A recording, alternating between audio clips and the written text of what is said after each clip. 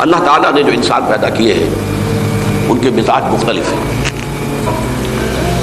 ان میں کچھ لوگ ہوتے ہیں جو قوی ہوتے ہیں ارادے کے، تو فیصلہ کر لیا ڈٹ گئے. کچھ لوگوں میں وہ قوت ارادی اتنی مضبوط نہیں ہوتی، وہ ادھر ادھر سوچتے رہتے ہیں.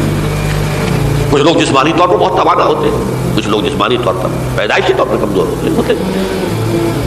تو اگر کوئی قوت ارادی کمزور رکھنے والا شخص ہے، وہ بھی تو اللہ کی تخلیق ہے، اللہ کا بندہ ہے، خطاؤں کا ظہور ہو جاتا ہے، توبہ کرتا ہے، پھر کچھ عرصے کے بعد پھر خطا کا ظہور ہو جاتا ہے، پھر توبہ کرتا ہے.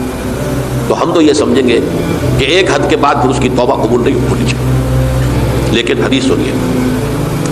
وعن ابی ہریرہ رضی اللہ تعالی عنہ قال قال رسول اللہ صلی اللہ علیہ وسلم ان عبدا اذنب ذنبا، یقیناً ایک بندہ جو ہے وہ ایک گناہ کرتا ہے. فقال، پھر وہ کہتا ہے رب، اے میرے پروردگار، اذنبت فاغفر لی، مجھ سے گناہ ہو گیا ہے، مجھے معاف فرما دے. فقال ربہ، تو پروردگار یہ کہتا ہے اعلم عبدی ان لہ ربا یغفر الذنب ویأخذ بہ، میرا یہ بندہ یہ جانتا ہے کہ اس کا ایک رب ہے جو گناہ معاف بھی کر سکتا ہے اور سزا دے بھی سکتا ہے. کیا معنی ہوئے؟ گناہ اس نے کیا ہے لیکن جانتا ہے اللہ کو تو وہ معاف بھی فرما سکتا ہے، تبھی تو وہ اللہ سے معافی کی درخواست کر رہا ہے. اس کے اس جاننے کی بنیاد پر، اس کے اس علم کی بنیاد پر، اس کے اس ایمان کی بنیاد پر فرمایا غفرت لعبدی، میں نے اپنے بندے کو معاف کر دیا. ثم مکث ما شاء اللہ، پھر وقت گزرا جتنا کہ اللہ نے چاہا. ثم اذنب ذنبا، پھر اس سے گناہ ہو گیا. فقال رب اذنبت ذنبا فاغفر، پھر کہتا ہے پروردگار مجھ سے گناہ ہو گیا، پھر مجھے معاف فرما دے. فقال ربہ، اللہ فرماتا ہے عالم عبدی ان لہ ربا یغفر الذنب ویأخذ بہ، میرا بندہ ہے نا جو جانتا ہے کہ اس کا ایک رب ہے، ایمان باللہ اس کے اندر ہے، تبھی تو پکار رہا ہے، اور یہ بھی جانتا ہے کہ وہ گناہ معاف بھی کر سکتا ہے اور چاہے تو پکڑ بھی سکتا ہے، سزا بھی دے سکتا ہے. تو فرمایا، اللہ تعالیٰ فرماتے ہیں میں نے فرمایا کہ میں نے معاف کر دیا. ثم مکث ما شاء اللہ، پھر ایک عرصہ گزرا اس کے بعد. ثم اذنب ذنبا، پھر اس نے گناہ کیا.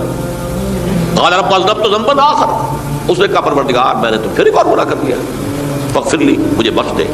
فقال اعلم عبدی ان لہ ربا یغفر الذنب ویأخذ بہ، میرا بندہ جانتا ہے نا کہ اس کا ایک رب ہے جسے وہ پکار رہا ہے، اور وہ جانتا ہے کہ اسے اختیار حاصل ہے کہ چاہے تو بخش دے اور چاہے تو پکڑ دے.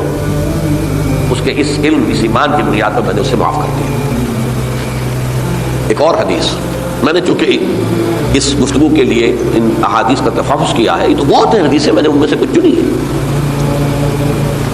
ہمارے بعض واعظ ناصح وہ بھی کسی شخص کو روکتے رہے، برائیوں سے روکتے رہے، نہیں رکتا تو کہیں غصے میں آ کے اللہ تجھے کبھی معاف نہیں کرے گا.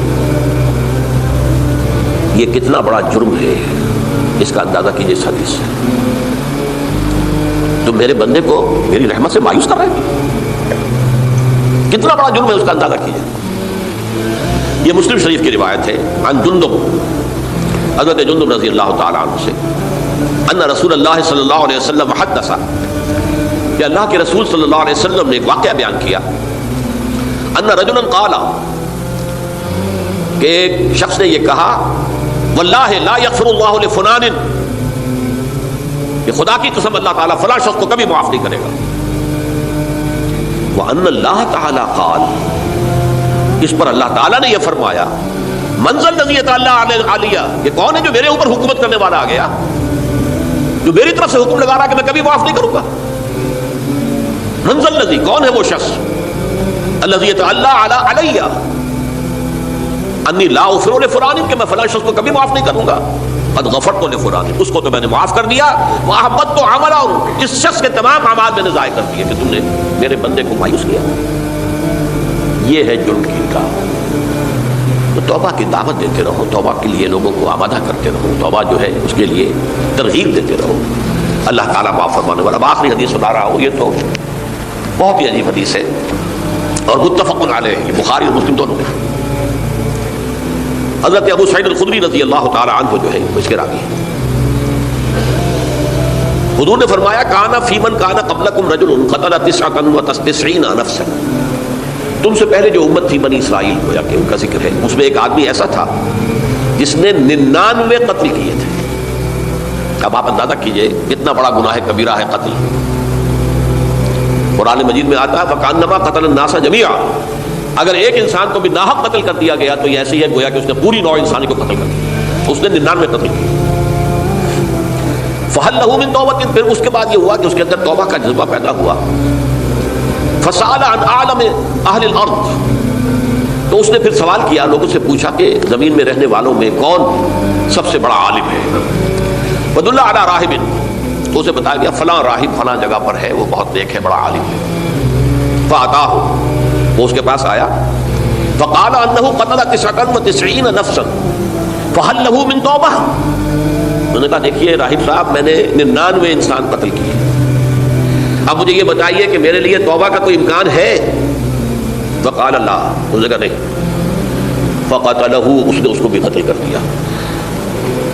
فکمل بہ 100، اپنی سینچری مکمل کر لی، مطلب 99 کے بعد ایک کی کسر تھی، اس کو بھی قتل کیا، 100 پورے کر لیے.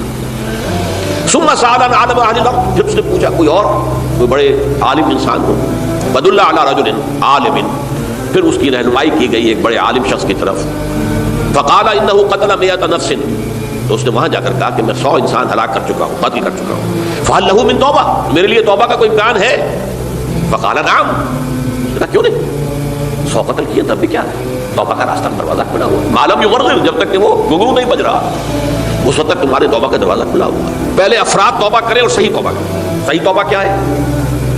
ہماری زندگیوں میں کوئی حرام شے ہے فوراً نکال باہر.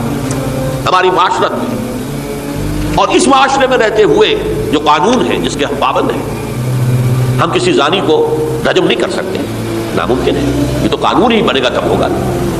ہم کسی چور کا ہاتھ نہیں کاٹ سکتے، تو قانون بنے گا تو ہوگا. تو ہم جن چیزوں پر عمل نہیں کر سکتے قانوناً، ان کے علاوہ باقی پوری شریعت جس پر عمل کیا جا سکتا اس پر عمل پیرا ہوتا ہے.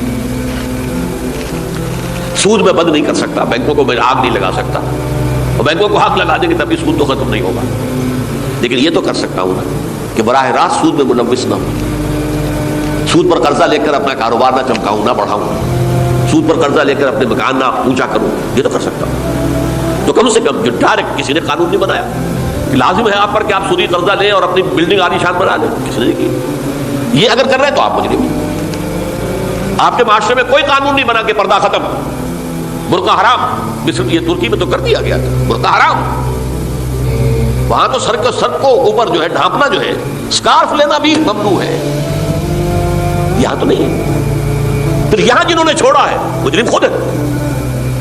یہاں تو اللہ کا شکر ہے کوئی ایسا مصطفیٰ کمال پیدا آج تک نہیں ہوا ہے کہ جس نے ان چیزوں کا حکم دیا. ہاں ترغیب ہے، ذرائع ابلاغ کے ذریعے سے، فحاشی ہے، اریانی ہے، لیکن چوز آپ خود کرتے ہیں، فیصلے کا اختیار آپ کا اپنا ہے. تو جن چیزوں کے اندر بھی گناہ سے بچنے کا امکان ہے اس کو عملاً ترک کیا جائے. اور نمبر 2، عزم مصمم کر لیا جائے کہ اللہ اب بقیہ زندگی جتنی بھی ہے اس میں اپنی توانائیاں، اپنی قوتیں، اپنی صلاحیتیں صرف کروں گا تیرے دین کی تبلیغ اور تیرے دین کے قائم کرنے کی جدوجہد. عزم مصمم. یہ سلطنت خدا داد پاکستان. اور اللہ ہے خاصان رسول، وقت دعا ہے امت میں تیری آ کیا جب وقت پڑا ہے. میں اپنے احساسات جو ہیں آپ کے سامنے الفاظ میں بیان نہیں کر سکتا. یہ جب یروشلم کی تباہی ہوئی تھی جس کا میں نے ذکر کیا ہے، 6 لاکھ انسان قتل ہوئے تھے اور 6 لاکھ کو نبوکدنضر جو تھا وہ ہانک کر بھیڑوں بکریوں کی طرح بیبلونیا لے گیا تھا. اس سے پہلے کتنے ہی نبی اہل کتاب کے وہ کہتے رہے تھے کہ ہوش کرو، توبہ کر لو. بلکہ ایک جگہ کے الفاظ یہ ہیں، درخت کی جڑ پر کلہاڑا رکھا جا چکا ہے، اب بھی ہوش میں آ جاؤ. ہوش میں نہیں آئے. دنیا پرستی جو بھی ان کے نفس پرستی جو بھی ان کے اوپر مسلط ہو چکی تھی، اس نے انہیں توبہ نہیں کرنے دی. تباہی اور بربادی ہو گئی. آج ہماری نگاہوں کے سامنے عراق کے ساتھ کیا ہو رہا ہے، بغیر اس کے کہ کوئی جرم ہوتا، بغیر اس کے. ہم تو بڑے بڑے جرم کر چکے ہیں ان کی نگاہ میں. نان پرولیفریشن ٹریٹی جو ہے اس کے خلاف ہمارا عمل جا رہا ہے پوری دنیا کے اندر. انہوں نے کہا کہ ہم اس کو ایٹمی صلاحیت کو نہیں پھیلنے دیں گے. وہ ایک خاص وقت میں افغانستان میں انہیں ہماری ضرورت تھی اپنے اصل دشمن USSR اپنے مقابل کی طاقت کو ختم کرنے کی. اس وقت انہوں نے اپنا منہ جو ہے پھیر لیا تھا، نہیں دیکھا تھا، اور ہمارے ہاں اللہ کی یہ رحمت آ گئی کہ ایٹمک صلاحیت بھی حاصل ہوئی، اور پوری دنیا میں شاہ عبداللہ نے کہا تھا، پرنس عبداللہ نے، کہ یہ آپ کا نہیں ہے، یہ جو نواز شریف صاحب سے جب اس کا ہم نے دھماکہ کیا ہے، یہ بم آپ کا نہیں ہے، یہ پوری امت مسلمہ کا بم ہے۔ کیسے یہ برداشت کر سکتے ہیں یہودی اور یہودیوں کے اعلی کار عیسائی، خاص طور پر Protestants, west white Anglo Saxon Protestants? تو سمجھ لیجئے کہ پاکستان کی جڑوں پر بھی تیشہ رکھا جا چکا ہے۔ یہ میرے احساسات کی اس سے کم میں تعبیر ہو نہیں سکتی، لیکن اب بھی امکان ہے، اب بھی امکان ہے، اب بھی امکان ہے۔ توبہ کرو، توبہ کراؤ، مل جل کر طاقت بنو، کوشش کرو کہ یہاں اسلام کا نظام آ جائے، اور اس اسلام میں بھی دعا کرو اللہ تعالیٰ سے کہ اللہ ہمیں مہلت عطا فرما دے، ہمیں کچھ اور مہلت عطا فرما دے، اے اللہ ہمیں کچھ اور مہلت عطا فرما دے۔ بارک اللہ لی ولکم فی القرآن العظیم ونفعنی وإیاکم بالآیات والذکر۔